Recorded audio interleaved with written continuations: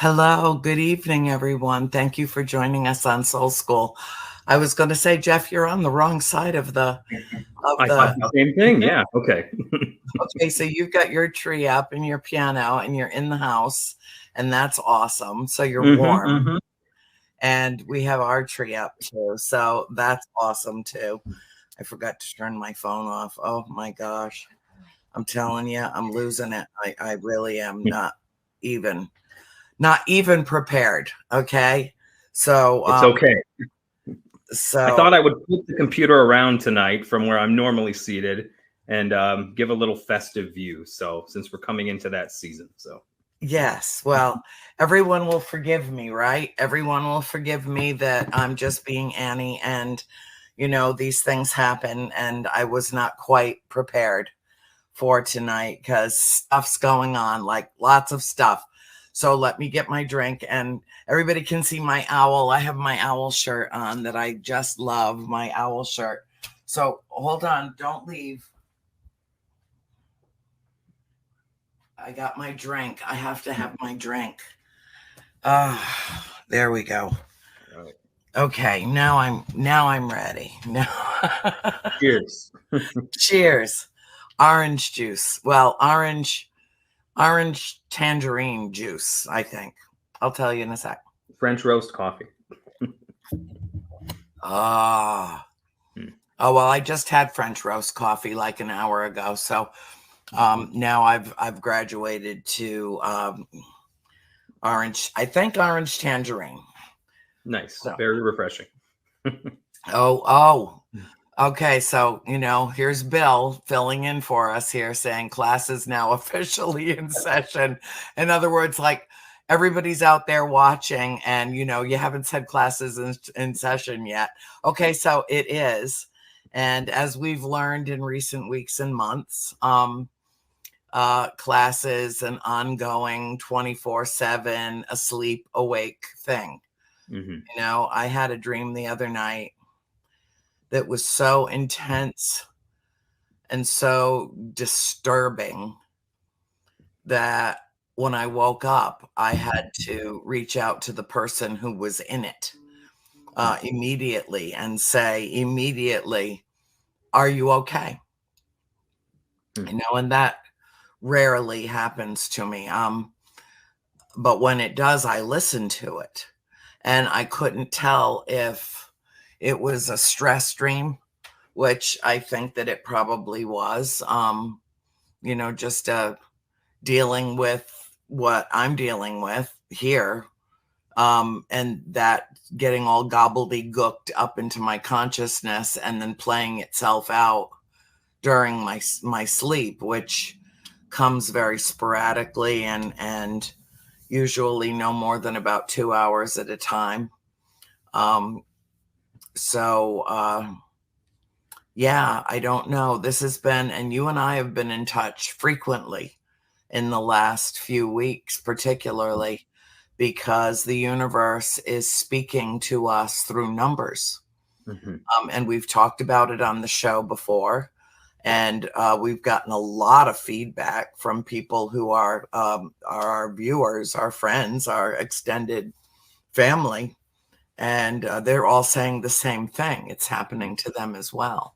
And nobody understands it. We don't understand it. But you had some thoughts this week that you shared with me that I think are pertinent and that would be helpful, to others who are having the same experience. So if you would like to share what you shared with me with our friends, please feel free to run with it. And if you say something that triggers me, I'll hop in and comment accordingly. Yeah, certainly. Well, I mean, there's a lot of directions you could go when it comes to the whole numbers phenomenon. There is something that's been really, there's. So we talked last week. We titled last week "The Re-Enchanted World." Yes, right? And we talked about it. We continued it into a world awakening because I forgot we did 2 hours last week. It seemed like an hour. Actually, I know. It didn't even seem like an hour. It seemed like 15 minutes, and it was for over. sure. I do live streams and podcasts sometimes, and they feel like a chore, but this one always flies by. By the time it's done, I'm like, come on, we were just getting started. Yeah. But we talked a little bit about the re-enchanted world last week, and we talked Mhm. about the process um, of original enchantment, how we're born just being enchanted by the world because really it's all we can be. We've known nothing else but wonder and awe because we've known nothing else. And so we're constantly surprised because we've never experienced anything, right? And then we become disenchanted at some point, whether it's in literal adolescence or a more metaphorical adolescence. We become disenchanted by the things we were once enchanted by. And there we go through seasons where we kind of lose that sense of wonder and awe concerning the world that used to leave us in wonder and awestruck. And then there's an opportunity that comes later in life, and it comes multiple times. It's not just one experience. We experience this multiple times and on multiple levels. But I think there is one maybe larger experience that does kind of define the whole of our lives. That's more of a macro experience, but where we have an opportunity to re-enter into the world as though it were enchanted, but this time bereft of the baggage of a naivete we couldn't help but bear because it's all we could bear, because it's all we had. And so we re-enter in. David Bentley Hart, who's one of my favorite theologians, probably one of the most brilliant, I think, theologians in the field right now, says that wisdom is the recovery of innocence at the far end of experience. That wisdom is the recovery of innocence at the far end of experience. That wisdom is what happens when you recover the innocence and naivete of childhood after a lifetime of experience. So you're no longer truly naive, but there's a sense in which you choose to enter into almost a performed naivete, where you choose to take it on as a posture towards reality. And when you do that, reality presents itself to you as a wonderful thing, because it is. And were you going to say something? Yeah, go What ahead. you just described, what you just exactly described, was the process that I had to go through in order to write House of Darkness, House of Light. Oh, I'm sure. Yeah. That's why it's not written in first person. It's not a first person narrative. I am the narrator. I'm one of the characters. I'm the child, I'm the adult, and I'm the narrator in the series of books, but it's written in third person because I am so different than how I was when I was 12 or 13. And to go back to that time, to like force myself to go back to that time and remember what it was like to be 12 and 13 and 14 and 15 and having all of these events happening in my life as I am maturing, was a very interesting process. I've not written anything in third person since. Everything is like directly from me to my reader in my books. But the trilogy is different because it was having to rediscover what was so enchanting and mesmerizing and mind-blowing about living at the farm. So anyway, I just wanted to say that because you just precisely described the whole process that it took for me to tell that story the way I thought it should be told. Yeah. Because, we all have reasons to want to disavow the wonderfully amazing experience of childhood. We have reasons to want to. And that's that season of disenchantment. And but there comes a point, I think, where you have to choose whether you're going to be honest with yourself and own your own history. And that includes owning the reality of just what it was to be constantly awestruck as a child, whether you had experiences like those you had or those I had, maybe in a more miniature form or not, because I went through a similar experience. I grew up in a house for 13 years where, haunted is the best word still I have to describe it. And I'm sure there are better terms, but for me, it carries all of the feelings and vibes I'm trying to express when I talk about it. not necessarily haunted in a spooky Halloween sense, but haunted in the sense that there was always something there. And sometimes it stepped through and made itself known, and at other times it did not. And in fact, just like 4 or 5 years ago, after having not, I mean, I'm 41 now. So this would have been, I was like 37 or 38. We moved out of that house when I was 13. But when I was writing the book that I'm working on now, that includes stories about my growing up years in that house that are tied specifically to what we're talking to tonight, I actually called the present owners of the house just to see if they had similar experiences. And he was like, I talked up, and the kids were like, "Are you kidding me?" They were like, "We thought we were insane all of these years." I mean, literally experiences happened in that house that tore the family apart, and they were just like, "I cannot believe you're telling me this." Like, but it gave them so much peace and comfort to know they weren't crazy. So, I mean, was touched by something very real as a child. Something very real left a mark on me. And when I went through a season of, well, even my Christianity was kind of a sense of rebellion against it, because I categorized it as demonic, put it over here, where all the dark stuff goes. And that's nothing that can be a part of my present life or experience. And then I went through an experience as an atheist where I disavowed all things supernatural, those that I considered dark and those that I considered light. And then I came to this place of coincidentia oppositorum, and uniting those opposites, both of belief and unbelief, and what I thought dark and what I thought light, and accepted the things that happened to me as a child. And it all came together in this glorious whole. And I'm now living in that state of second naivete where the world is wonderful and amazing to me again, and it doesn't all have to just be simply dark, light, angels, demons, and all that kind of unearned and undeserved simplicity that we speak of things in terms of before experience is really ours, right? Yeah.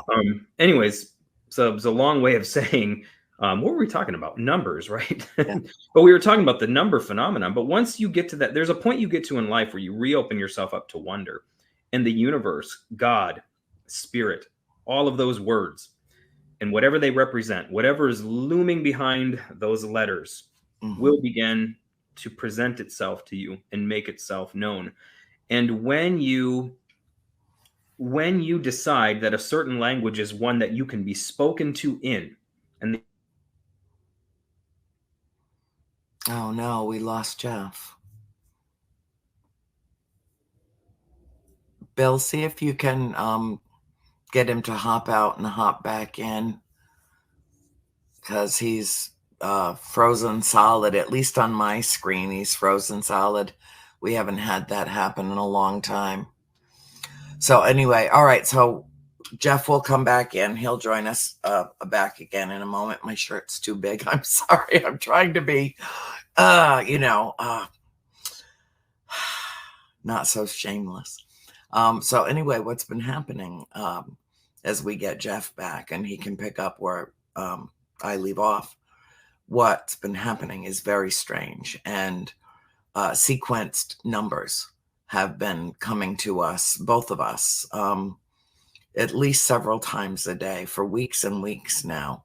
And a lot of them have been the same numbers, 444, but others as well. 1111 makes its presence known literally daily, whether it's on the stove or the coffee machine, or and it's not that we're seeking it out. It's just all of a sudden, it's almost like it's speaking to us. It says, look at the clock, or look at your phone, or, it's just the strangest thing that's been happening that neither of us remember happening in the past. Not with such frequency anyway.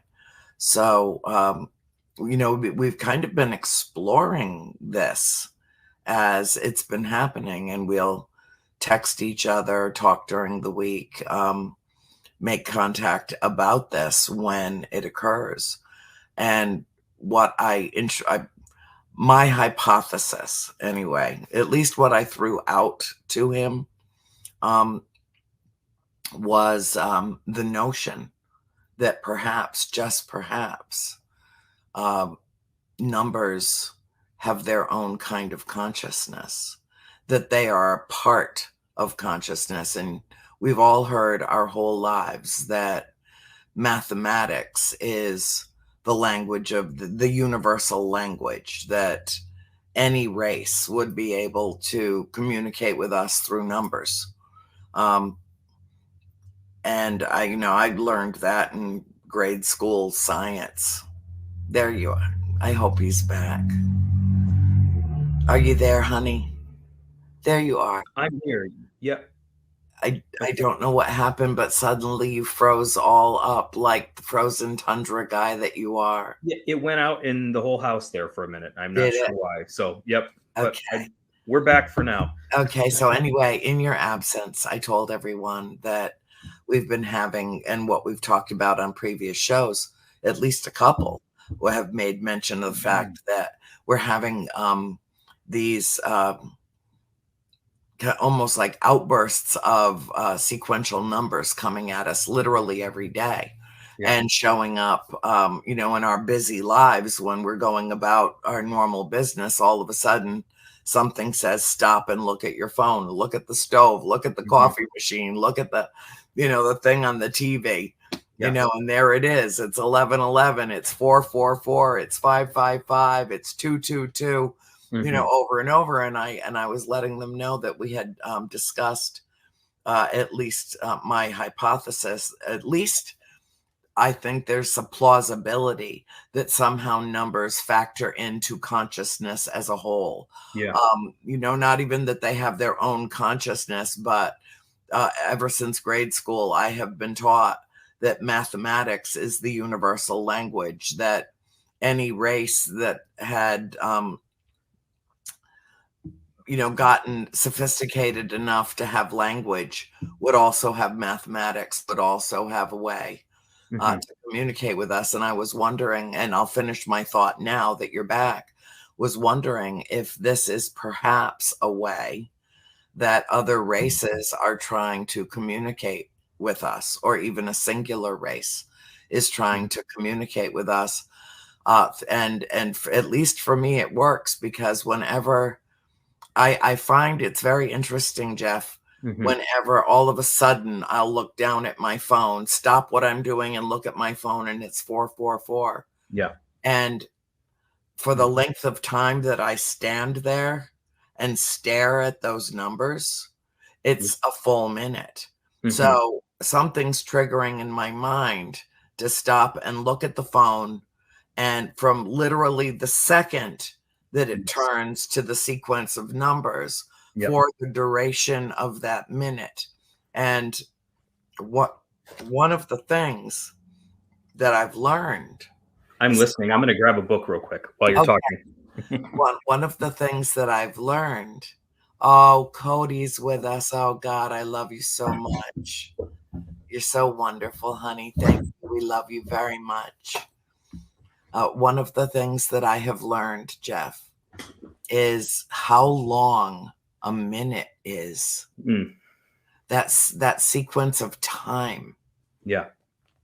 Which is considered, minute, no pun intended. Yeah, right. And that we blow through every day, 1,000 minutes a day, just blow through them doing this and that and the other thing. But when I pause, when I see the numbers, I pause and I watch them. And inevitably, it's for like the whole minute, or maybe just a few seconds short of the whole minute.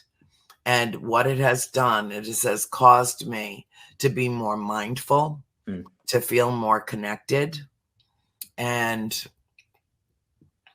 to comprehend that segment of time in a different way, that measurement of time, and how incredibly long a minute is, and how much thought and feeling and communication you can cram into a mere 60 seconds. Oh, yeah. Yeah. No, for sure. And that's one of my favorite principles. And I extract it from scripture, but it's present in all sorts of mythologies. But there's a great verse in the Psalter, in the Jewish Psalter, Psalm 84:10, that says, "Better is one day in your courts than 1,000 elsewhere." And the way that I've always interpreted that is that one day in the presence of the divine. One day, one moment when you're consciously interfacing with the beyond and the other is better than 1,000 elsewhere. Just simply meaning that, it's like Blake said that, to see infinity in a grain of sand, eternity in an hour. Yes. That and as somebody whose name will come to me in a moment said, Huxley said that if the doors of perception were cleansed, yes, if the doors of perception were cleansed, we would see everything as it was, infinite, right? So each moment does contain an eternity. It's just that we're rarely mindful of it. And so when things like this occur, sometimes it may even just be calling us to stand and be still and know that we are in the presence of that which is divine, right? I mean, Moses has the experience where he encounters a bush that is burning but is not consumed, right? That's a moment of time being turned back on itself, because he's encountering a bush that's dry enough to ignite. So this bush is already being overwhelmed by entropy. But not only is it dry enough to ignite, it's burning, right? But it's burning, but it's not consumed. And that's because that which is touched by entropy was being touched by eternity. And so there was sort of this stasis that was reached where eternity wasn't moving forward and entropy wasn't pushing it backwards, and it was just perfectly still. And there's those moments in time where we become mindful of eternity and everything just stops. And when God speaks to Moses from that arboreal apparition, he says, his name is I am, because that's the calling. That's what we're called to remember and to become mindful of in moments like that. The I amness of everything. Not I will, not I was, not I will be, not I do, but I am. To just be in the blessed, sacred isness of eternity in the now. And, another thing that I was thinking when we talk about these communications through numbers, it reminds me of the concept of logos, right? Logos, according to Heraclitus, it's essentially the pre-Socratic philosopher. Logos is the ordering principle of the universe, right? It's that which orders the chaos of the universe. And so just over the last few weeks, I mean, I've been being spoken to through numbers for years and years and years. Yeah. But not like this. No. It's picked up, and it's been really, really strangely on point. Like some of our texts back and forth this week, which will just stay between us, but we're like just goddamn bizarre. Like I was just like, holy crap, could this get any weirder? I was like, I feel like I'm in the Da Vinci Code, like it's like, what in the world? What secret sigil is hidden where now? I mean, it's nuts. But one of the things that makes me think of though is, okay, so there's chaos and order, and those are the two primeval principles that all myths begin with, right? At the beginning, there's primeval chaos, and then there's an ordering principle, and one by itself is never good, right? Right. One by itself is never good. They have to come together in that alchemical coincidentia oppositorum, which means the coincidence of opposites, two things that don't seem like they should go together. It's the alchemical marriage. Yeah. It's all of that. And it's what Jung said when he said, in all chaos, there's a cosmos, and all disorder, a secret order. So myths began with chaos and order. And, like in the Mesopotamian epic of the Enuma Elish, there's a war between chaos and order overcomes chaos through violence by cutting it in half and creating the world with its top and bottom, parts of its body that has been ripped in half. I mean, it's a violent establishment of order. The Hebrew scriptures subvert that and simply have God speaking into what in Hebrew is called the tohu vabohu, which means chaos, basically. And God simply calls out of the chaos order, and he orders it through directed thought and intention, and causes the chaos to come together into a form of order. Anyways, the principle is simply this. Divine communication is everywhere. I really believe that. Like radio signals, like AM, FM, Wi-Fi, it's everywhere. But there has to be a receiver, and that's the logos. The logos is the thing that takes the chaos of all the signals, captures it, focuses it, and allows us to be communicated with by it. And so it made me think of the I Ching. And I've been kind of just experimenting with the I Ching for years. The I Ching is probably one of the oldest forms of, one of the oldest divinatory tools we have. It goes back potentially 5,000 years. 5,000 years, yeah. And I mean, I have a journal just full of just different experimentations with the I Ching, doing the different hexagrams and all of that. But basically how it works is this: there's 63 hexagrams. And by hexagram, I don't mean the Jewish, what we now call the Star of David, or I'm sorry, 64 hexagrams. But I'm not talking about the Star of David hexagram. That's what most people think of. It just means a shape that's comprised of 6 lines. And so in the I Ching, you would traditionally cast what's called a Yara stick, but a lot of modern practices involve coins. So you throw coins, right? And that's kind of a chaotic thing. It's random, right? You got a heads and a tails, and you got that multiplied by however many you're throwing. And it's kind of chaos because it's random, seemingly. But there is a book comprised of 64 hexagrams, right? And so basically how it works is you cast the coin 6 times, you add up the numbers. It's a long process. I won't go into it. And then you draw the hexagram, which is a line or a broken line or a line or a broken line, whatever. And you come up with a 6-line shape. And it corresponds with one of the 64 hexagrams in the I Ching that then basically is kind of meant to give you a snapshot of where you are in reality in that moment. And I'm telling you, it's always bizarrely accurate when I've done it. I'm a religious experimenter. I'm a spiritual pilgrim. I love messing with that stuff. Not messing with it. It's sacred to me, but I love diving into that stuff. And it's always been bizarrely on point. I mean, bizarrely on point. And it shouldn't be bizarre, but it always feels bizarre when you come face to face with the numinous. But the principle is this: there's the chaos of the casting of the coins, which is random, but then there's an ordering principle, right? There's an ordering principle of these 64 hexagrams. So that principle meets with the randomness of the casting of the coins, and it allows communication to come forth. And we talked about Cody and Satori and their method and the gift that they have. Yes. And that to me is similar. It's similar. And I've been meditating on their method a lot too, and the power of it.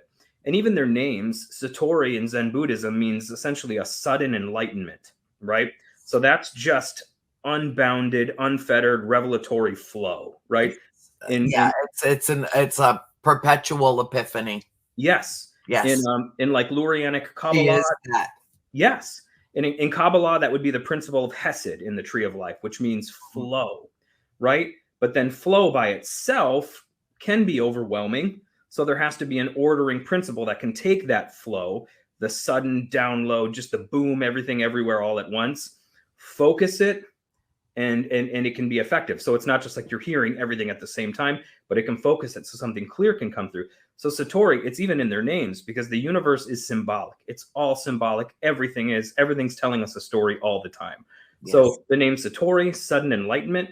Cody, which basically means helper. So there's one who kind of comes along, and I'm not necessarily saying one is this and one is the other, but it's the coming together of their giftings that manifest. Yes. Yeah. So there's not chaos in a bad way, because chaos is not bad in mythology. It just is bad to us. Yeah, it just is. Right. It's boom, it's there. But then there's the ordering principle that takes it, and that's, I think, the magic of why when they join hands, it happens the way that it happens, because those two principles come together. The randomness, just the flow, comes together with the logo, so the ordering principle, and what comes forth is divine communication, supernatural communication. In Kabbalah, you guys all know the Kabbalistic Tree of Life symbol. Yes. Hesed means divine flow. It means, again, just all of God coming at you like a freight train, like a Mack truck. But that Hesed is filtered through a principle called Gevura. And Gevura means, it's basically a limitation, but not limitation in a bad way. It's a limitation that liberates. It's a constraint that sets free. It's like a guitar. I play guitar. So if you just strum E-A-D-G-B-E, it's not harmonious. You can't write a song like that. So you have to play a chord, which means you have to limit the oscillation of the strings. It's a limitation, yeah, but it's a limitation that liberates the instrument to do what it's meant to do. So there's flow, that's E-A-D-G-B-E, open. It's just everything everywhere all at once. There's the applied limitation of Gevura. And then it also passes through what's called Tiferet, which then is like, okay, now you got the guitar, you know how to play it, you're playing the chord. Now you got to know the context you're playing the guitar in, so you know you're playing the right stuff.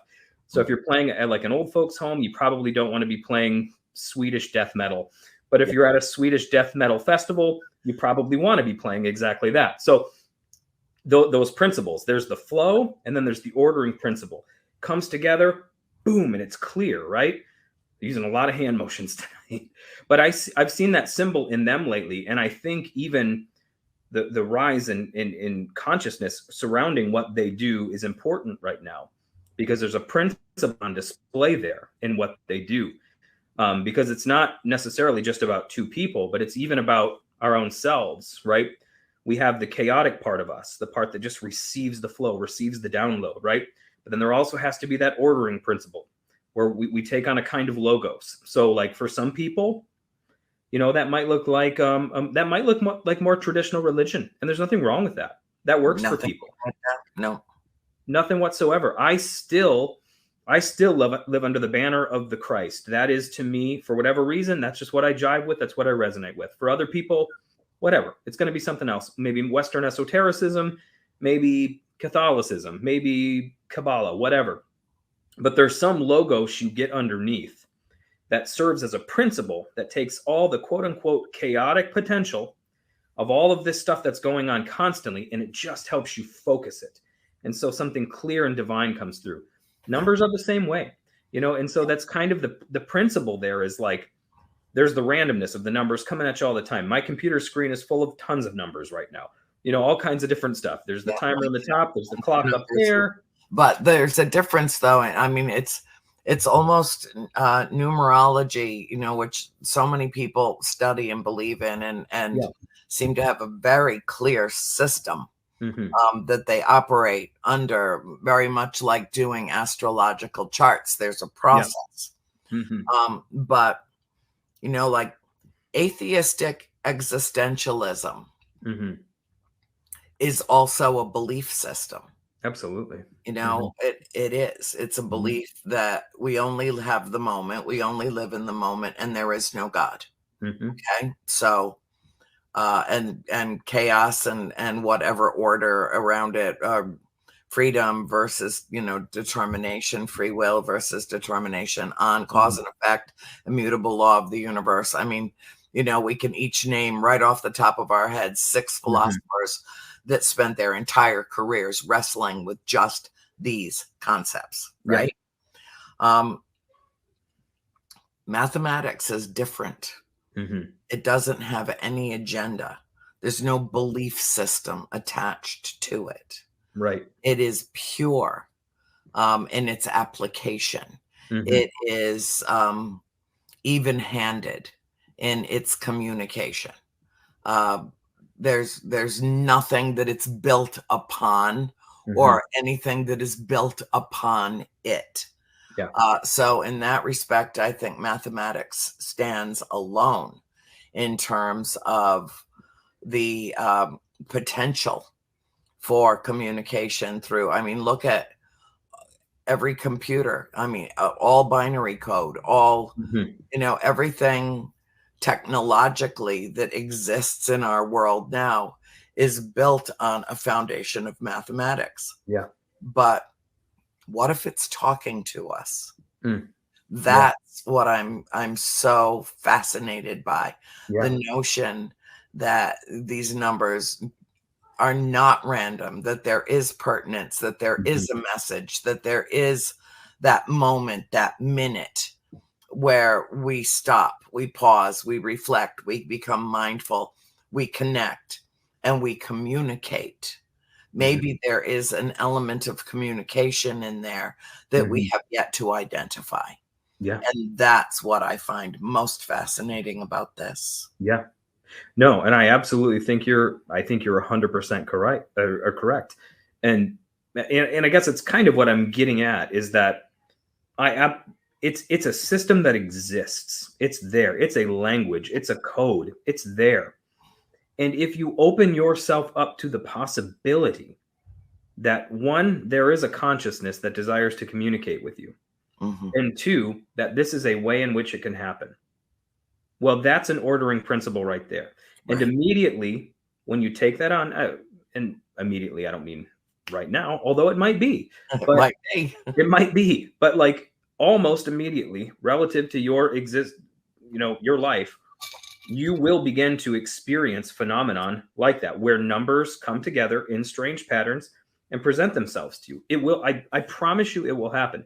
Because if I'm somewhere where I don't know the language, right? And they don't know my language, I don't know theirs, but we come up with some kind of code. When I knock 3 times, it means this. When I whistle, it means that. I don't know. I'm making stuff up. If I click my tongue, I'm asking for this. If I whatever, we will quickly develop a language all of our own, where we will learn to communicate with one another. But we have to be open to the possibility. Okay, when he does this, this means that. And you know what? Some people will say, I see it all the time, I just don't know what it means. Well, you know what? Sometimes it means what you want it to mean. And I don't mean that you read.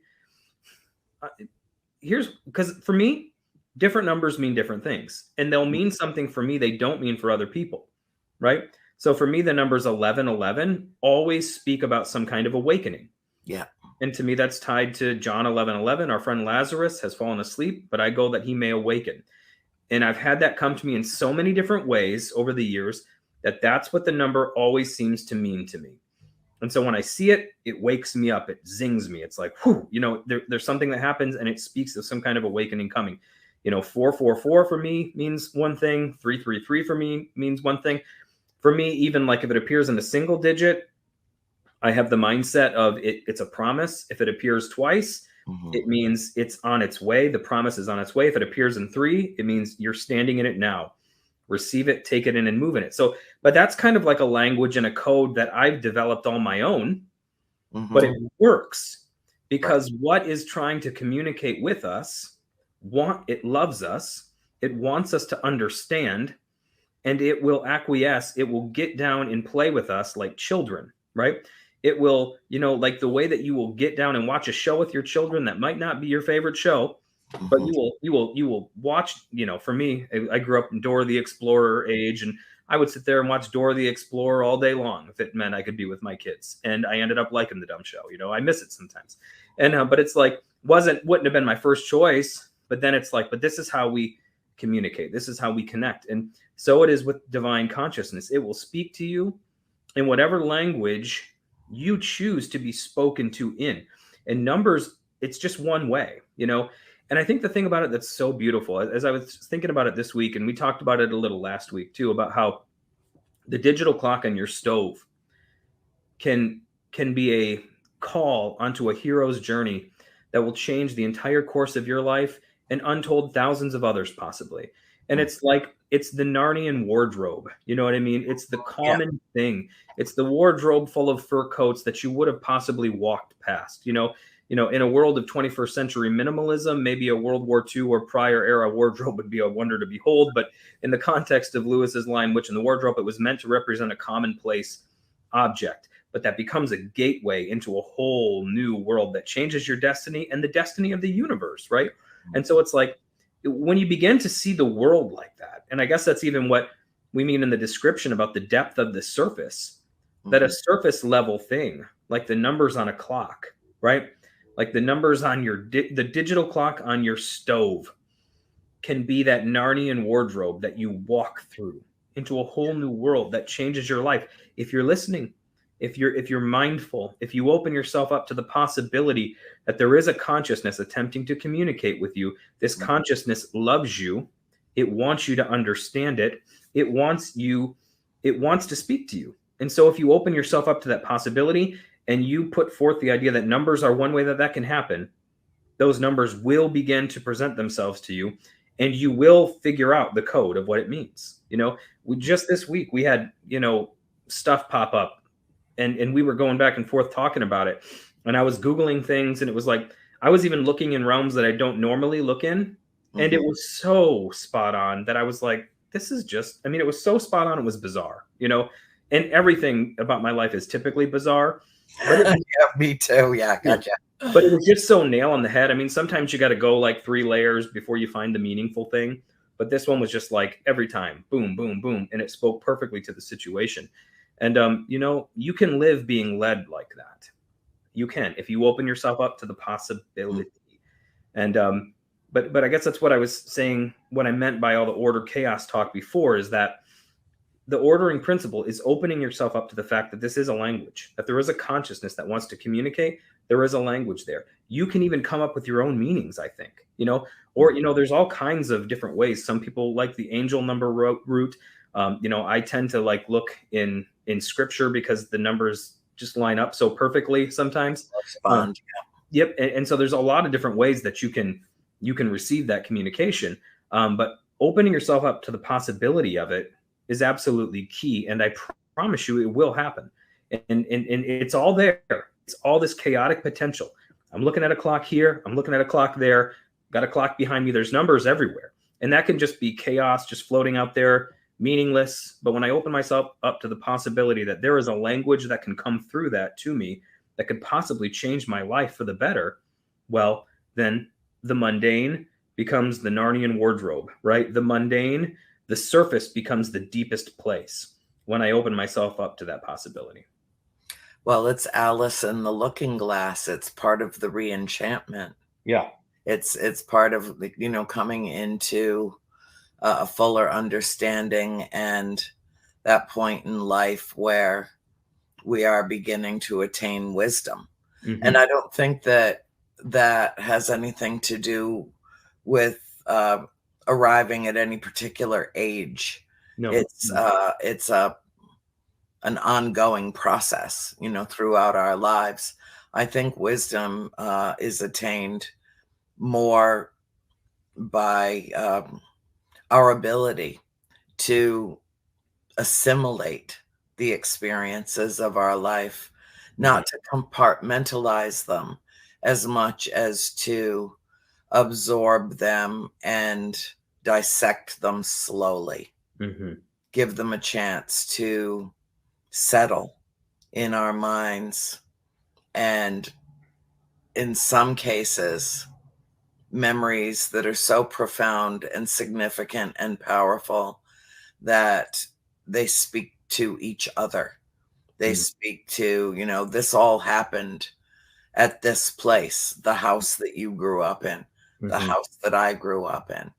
And now in reflection and retrospect, this event had a profound connection to that event. Yeah. It all happened under the, the grand umbrella of home where we grew up. But there is a correlation and an integration which exists in all of our vast experiences of life, no matter what they are, whether they're quote unquote normal or paranormal or both, and both.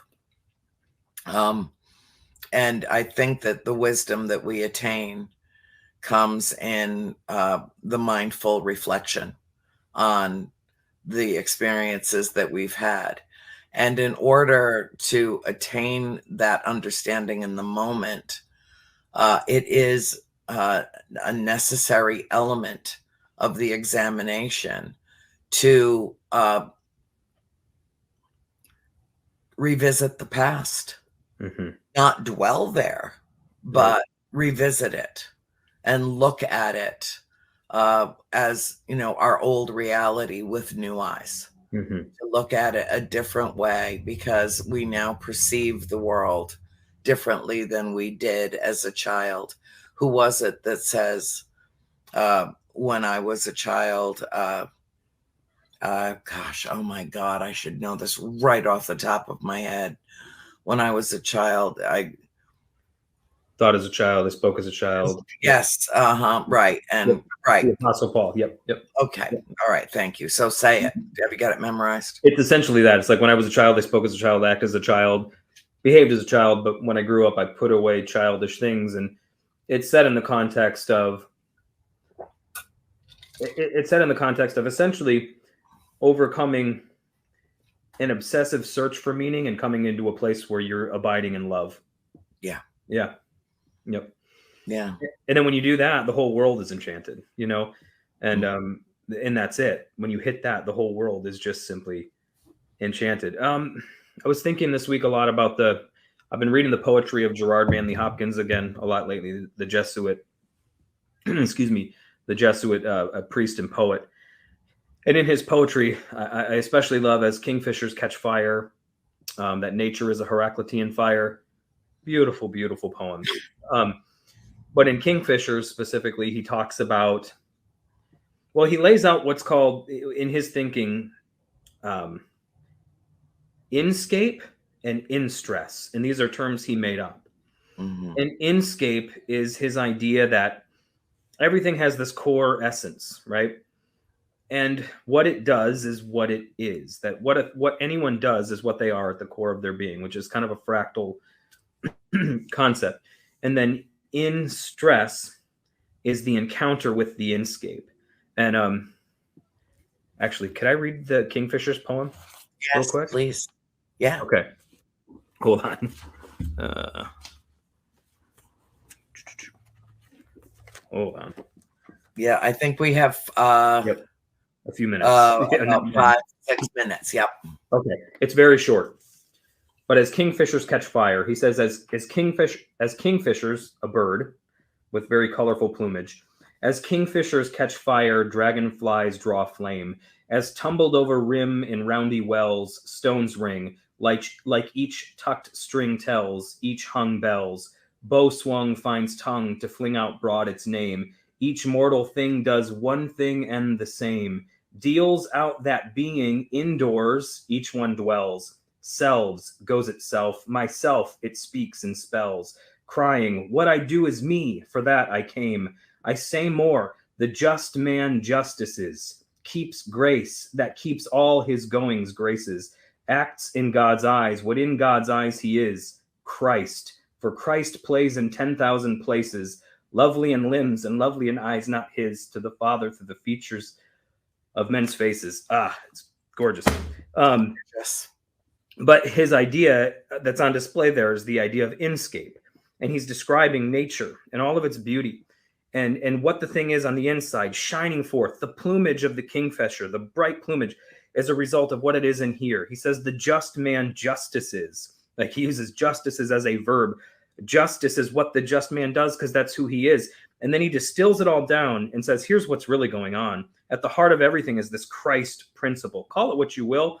He's a Jesuit priest, so he calls it Christ. He's like, at the core of everything is Christ. And Christ is in the faces and in the visage of everyone and everything.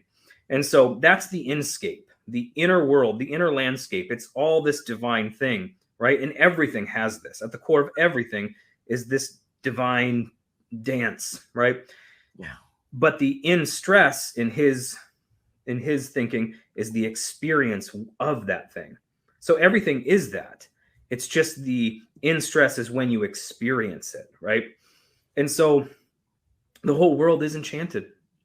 At the center of everything is a divine flame that burns. It's there. You know, we might not all have experiences like those you and I had growing up where it's obvious and on display, right? I mean, we're blessed and we're lucky, and we're also So in some way, you know, and I didn't always think that way. But I think in some ways it gives you a little bit of like it's kind of like the moving walkway. You know, you just zip ahead a little bit to where you're like, oh, I don't really have to. I've had experiences that other people seek out their whole lives that I didn't ask for, you know, and it's a different whatever. But so not everybody has that, but still the whole world is, for lack of a better term, haunted by divine beauty and love. It's everywhere. yeah. It's at the center of everything, the inscape of everything. But it's the in stress, it's the experience of it that we're all after. And that experience comes through, it's so simple. It's so simple. It's openness. The individual who wrote the Epistle of James, who is likely not the Apostle James, said, draw near to God, God will draw near to you. It's really as simple as that. Yeah. The divine, the supernatural, whatever it is, posture yourself towards it. Open yourself to it. It will present itself. It will. It absolutely will. You will. Well, I would argue that it can't help but be so because of the immutable law of attraction.